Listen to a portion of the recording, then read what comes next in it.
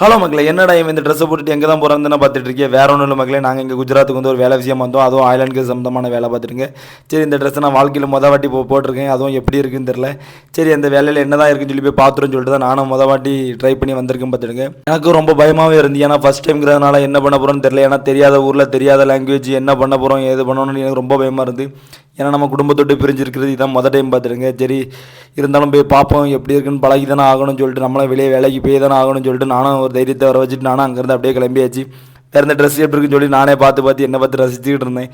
சரி, அங்கே போய் சாப்பாடுக்கு முதல் என்ன பண்ணணும்னு தெரில. அதனால் 2 பிரெட்டில் ஒரு நியூட்ரலாக வச்சு நானும் சாப்பிட்டாச்சு. சாப்பிட்டதுக்கு அப்புறம் வயிறு பசி இடங்களா. சரி, வேறு அங்கே வாழைப்பழம் இருந்து வாழைப்பழத்துலேயே ஒரு 2 வாழைப்பழம் தின்னுட்டு சரி அப்படியே கிளம்புவோம்னு சொல்லிட்டு நானும் அங்கேருந்து அப்படியே கிளம்பியாச்சு. பஸ்ஸுக்காண்டி வெயிட் பண்ணி பஸ் வந்துச்சு. பஸ்ஸில் ஏறினதுக்கப்புறம் என்னோட யோசனை எதுவுமே குறையில. அதே பையன் தான் அப்படியே மனசுக்குள்ளேயே இருக்குது. என்ன பண்ணலாங்கிற ஒரு இதோட இருந்து, ஏன்னா வீட்டை விட்டு பிரிஞ்சு ரொம்ப நாள் ஆச்சா. அதுவும் பிரிஞ்சு ரொம்ப நாள் இருந்ததும் கிடையாது. அதனால் ரொம்ப யோசனையாக இருந்து பயமாகவும் இருந்துச்சு. அப்படியே இந்த வீடியோ எடுத்து எனக்கு கிட்டத்தட்ட 1 மாதம் ஆச்சு பார்த்துருங்க. நானும் இந்த வீடியோ போடணுமா வேண்டாமா, போட்டால் மக்களுக்கு பிடிக்குமா பிடிக்காதாங்கிற யோசனை ரொம்ப நேரமாக இருந்தேன். சரி, வேறு வீடியோவும் இல்லை, ஏன்னா எடுக்க டைமும் கிடைக்காது. காலையில் 8 மணிக்கு வேலைக்கு போனோம்னா நைட்டு 8 மணி. அதுவும் இங்கே ரூமுக்கெலாம் வரது கிட்டத்தட்ட 10 மணி ஆயிரம் பார்த்துருங்க. அதனால் என்ன பண்ணணுன்னே தெரில. சரி, இருந்தாலும் போட்டு பார்ப்போம் மக்களுக்கு பிடிக்கும் அப்படின்னு சொல்லிட்டு நானும் போட்டாச்சு. அப்படியே நைட்டு வேலையை முடிஞ்சிங்க மாதிரி இருந்துச்சு. ஏன்னா உள்ளே எழுதி எதுவுமே காமிக்க முடியாது. சரி, இது போல் வீடியோ உங்களுக்கு போட்டால் பிடிக்கும் அப்படின்னா மறக்காமல் நம்ம சேனலை ஒரு லைக் பண்ணி சப்ஸ்கிரைப் பண்ணி வச்சுடுங்க. இது போல் வீடியோ போடலாமான்னு கமெண்ட் பண்ணுங்கள்.